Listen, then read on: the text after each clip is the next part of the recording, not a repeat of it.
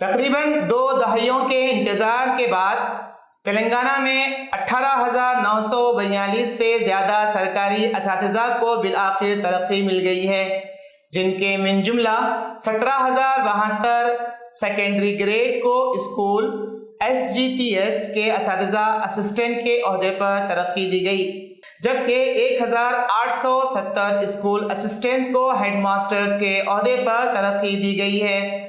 اساتذہ کی ترقی اور تبادلوں کا عمل جو 8 جون کو شروع ہوا تھا اب مکمل ہو چکا ہے۔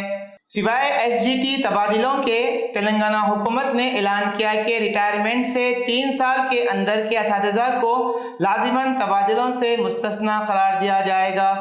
اس کے علاوہ لینگویج پنڈت اور جسمانی تعلیم کے استاد PET کے عہدوں کو بھی اپ گریڈ کیا گیا ہے۔ اسکول ایجوکیشن ڈپارٹمنٹ نے ترقی کا عمل دوبارہ شروع کیا تھا، جس پر پہلے عدالتی مقدمات کی وجہ سے روک لگا دی گئی تھی۔ موجودہ انتظامیہ، جس کی قیادت وزیر اعلیٰ ریونت ریڈی کر رہے ہیں، نے اساتذہ اہلیت ٹیٹ سے قطع نظر ترقی کے عمل کو آگے بڑھانے کا فیصلہ کیا۔